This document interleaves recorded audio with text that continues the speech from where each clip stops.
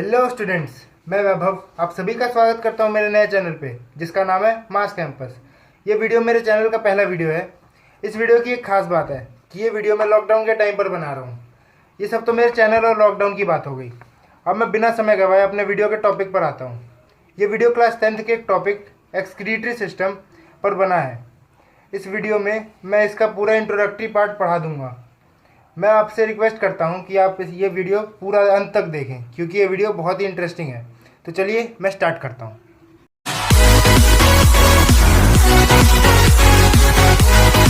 तो सबसे पहले हम बात कर लेते हैं एक्सक्रीशन होता क्या है। एक्सक्रीशन होता है removal of harmful and unwanted nitrogenous waste. हमारी बॉडी से हार्मफुल और अनवांटेड नाइट्रोजनस वेस्ट को बाहर निकालना ही एक्सक्रीशन है। एक्सक्रीटरी सिस्टम क्या है? जो ऑर्गन्स एक्सक्रीशन में जो प्रोडक्ट्स बनते हैं उनकी फॉर्मेशन, स्टोरेज और बाहर निकालना, एलिमिनेशन में जो काम करते हैं उन्हें एक्सक्रीटरी सिस्टम कहते हैं, सबको मिला के। एक्सक्रीशन को एक बात बहुत अच्छे से ध्यान से मैं बता देता हूँ कि जो एक्सक्रीशन है इसको आपको डिफिकेशन नहीं समझना। डिफिकेशन होता है passing out of undigested food,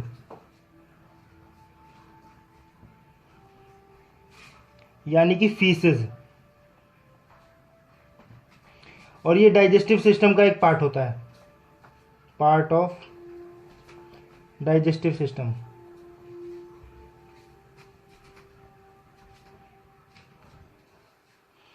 लेकिन एक्सक्रीशन होता है passing out of urine. Mainly ये पासिंग आउट ऑफ यूरिन ही होता है एक्सक्रीशन, और ये एक्सक्रीटरी सिस्टम का ही पार्ट होता है। आपको मालूम होगा, ये तो पहले ही मालूम चल गया था। अब हम एक्सक्रीशन को यूरिनेशन भी बोला जा सकता है। अब हम ये जान लेते हैं कि एक्सक्रीटरी सिस्टम से क्या क्या चीज़ें हमारी बॉडी से एलिमिनेट होती हैं। तो सबसे पहले कार्बन डाइऑक्साइड एलिमिनेट होता है। कार्बन डाइऑक्साइड कहाँ बनता है हमारी बॉडी में? टिश्यूज़ में, हर सेल में बनता है। वो कैसे बता देता हूँ। जब हमारी बॉडी में फूड बनता है तो ऑक्सीजन लेते हैं हम, और ऑक्सीजन से ग्लूकोज बनता है, और ये ग्लूकोज फिर कार्बन डाइऑक्साइड से निकलता है। कार्बन डाइऑक्साइड के साथ बनता है वो ग्लूकोज, और ये कार्बन डाइऑक्साइड लंग्स तक पहुंचते हैं, लंग्स।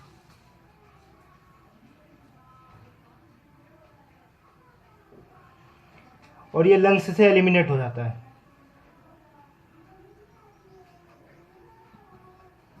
अब वाटर की बात करते हैं। वाटर हमारी बॉडी से दो तरीके से एलिमिनेट होता है। एक तो स्वेटिंग से, या फिर स्वेटिंग, और दूसरा तरीका है डिफिकेशन से। डिफिकेशन हम कंसिडर नहीं करेंगे क्योंकि ये एक्सक्रीटरी सिस्टम का पार्ट नहीं है, तो हम डिफिकेशन को हटा देते हैं इधर से। अब एक तीसरी चीज आती है नाइट्रोजनस वेस्ट। नाइट्रोजनस वेस्ट में क्या क्या आते हैं ये बता देता हूं मैं। Urea, uric acid,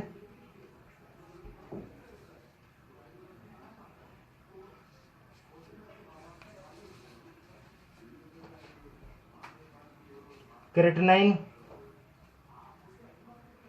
etcetera. ये सारी चीजें लिवर में प्रोड्यूस होती हैं। आपको ये याद रखना है यूरिया कहाँ प्रोड्यूस होता है। यूरिया लिवर में प्रोड्यूस होता है। इससे बहुत बहुत ही इजी क्वेश्चन बन के आता है, फिल इन द ब्लैंक्स में 1 मार्क्स का क्वेश्चन बन के आता ही है।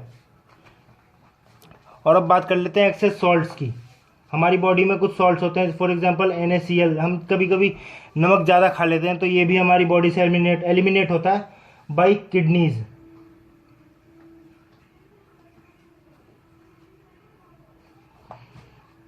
फिर एक आखिरी चीज हमारी बॉडी से एलिमिनेट होती है एक्सक्रीटरी सिस्टम से, बाइल पिगमेंट्स।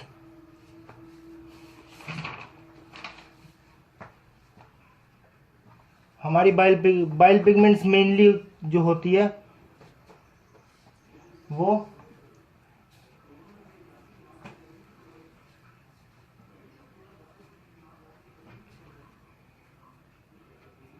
बाइलिरुबिन होती है। इसको आप बिल्लीरुबिन मत समझना, बाइलिरुबिन है, बाइलिरुबिन। ये हमारी बॉडी में प्रोड्यूस होती है लिवर में, और फिर किडनी से निकल जाती है। किडनी इसे एक्सक्रीट आउट कर देती है।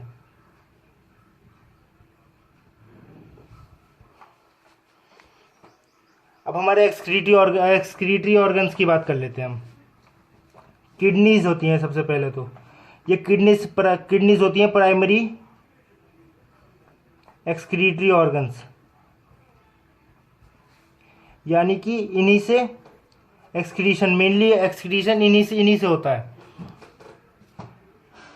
और ये हमारी बॉडी में यूरिन बनाती हैं और यूरिन को बाहर निकाल देती हैं। यूरिया जो नाइट्रोजनस वेस्ट से यूरिन बनाती हैं और यूरिन को बाहर निकाल देती हैं। स्वेट ग्लैंड्स होते हैं हमारी स्किन में पाए जाते हैं।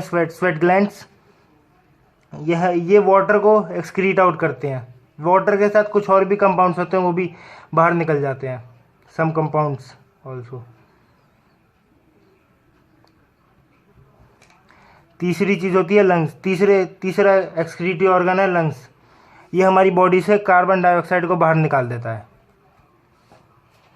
अब हम किडनीज़ की बात करते हैं। हमारे 10th के सिलेबस में सिर्फ किडनीज़ के बारे में ही बताया गया, तो किडनीज़ की मैं बात कर लेता हूँ।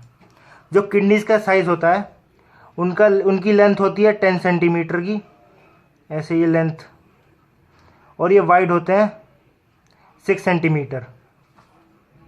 मैं किडनीज़ का डायग्राम दिखा देता हूँ। इनकी ये लेंथ होती है,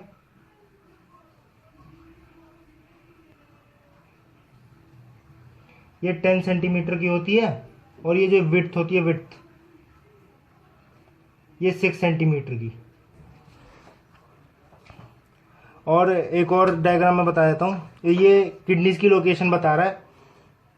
ये जो किडनीज होती हैं वो हमारे बैकबोन के दोनों साइड में पाए जाते हैं। ये बैकबोन आपको मालूम होगा, बैकबोन के दोनों साइड पे एक किडनी होती है।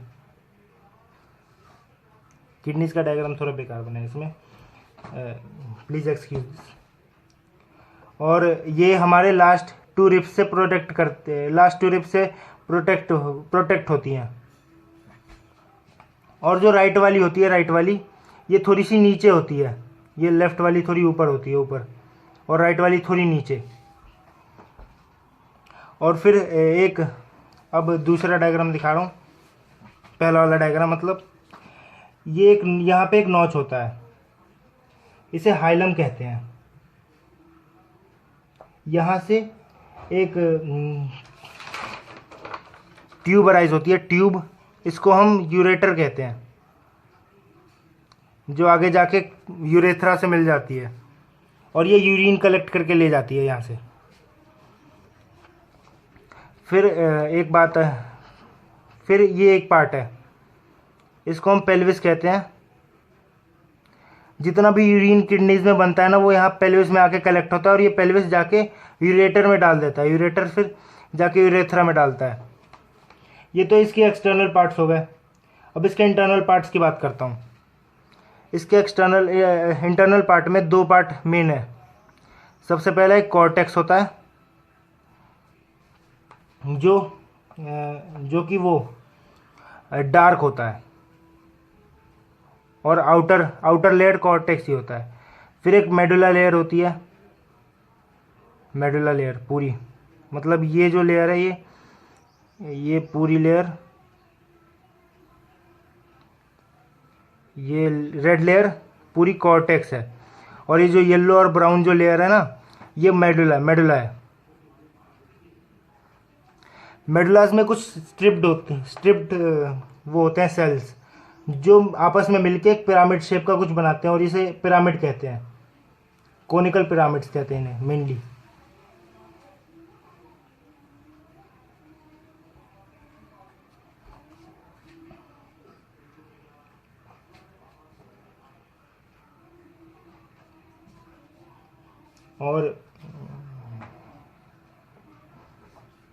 और जो एपेक्स होता है इसका पिरामिड का, ये पॉइंट, ये पेल्विस में जाके मिलता है। और ये जो पॉइंट का ये कॉन्ट्रैक्शन होता है, पॉइंट ऑफ कॉन्ट्रैक्शन, इसको हम पेपिला बोलते हैं।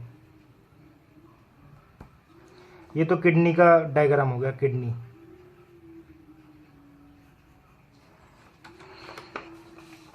अब हम ओवरऑल शेप में आते हैं। अब किडनी में यूरिन बनता है, यूरिन जाके पेल्विस में आता है, पेल्विस से यूरेटर में बनता है, यूरेटर में आता है, यूरेटर यहाँ पे इसको ड्रॉप कर देता है यूरिनरी ब्लैडर में। यूरेटर का जो शेप होता है वो यू शेप्ड होता है, इसीलिए ना जब ये कॉन्ट्रैक्ट होता है ना तो बैक फ्लो हो नहीं पाता यूरिन का वापस। जब ये कॉन्ट्रैक्ट होता है तो ये बैक फ्लो नहीं हो पाता यूरिन का वापस किडनीज में। इसीलिए जो यूरेटर होते हैं ये वॉल्व की तरह काम करते हैं। फिर ब्रेन का जब इम्पल्स आता है तो ये कॉन्ट्रैक्ट होता है और यहाँ पे एक मसल्स होते हैं, स्पिंक्चर मसल्स।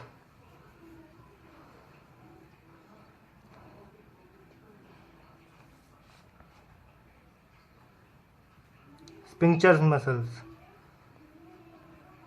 ये रिलैक्स हो जाते हैं जब ब्रेन का इम्पल्स आता है और हम यूरिनेशन करते हैं, यूरिनेट करते हैं मतलब।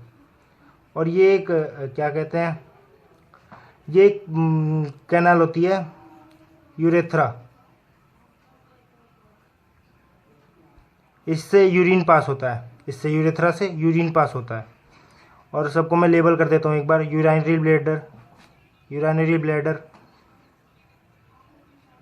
ये यूरेटर है, किडनी, ये एडर्नल ग्लैंड है, ये आप आगे जाके पढ़ेंगे एंडोक्राइन ग्लैंड में, एडर्नल ग्लैंड।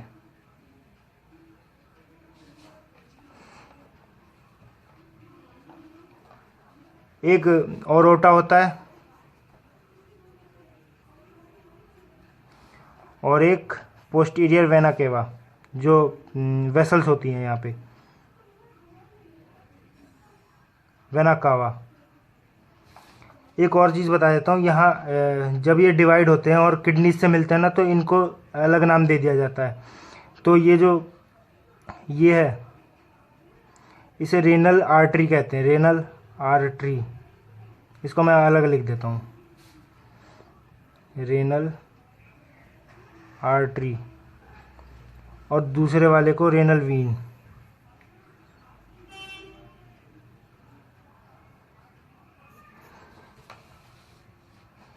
अब मैं अगला वीडियो बनाऊंगा जिसमें मैं इसके स्ट्रक्चर ऑफ किडनी ट्यूब्यूल के बारे में बताऊंगा, मतलब नेफ्रॉन के बारे में बताऊंगा, और फिर उसके यूरिन फॉर्मेशन के बारे में बताऊंगा। तो उसका वेट करना आप प्लीज़।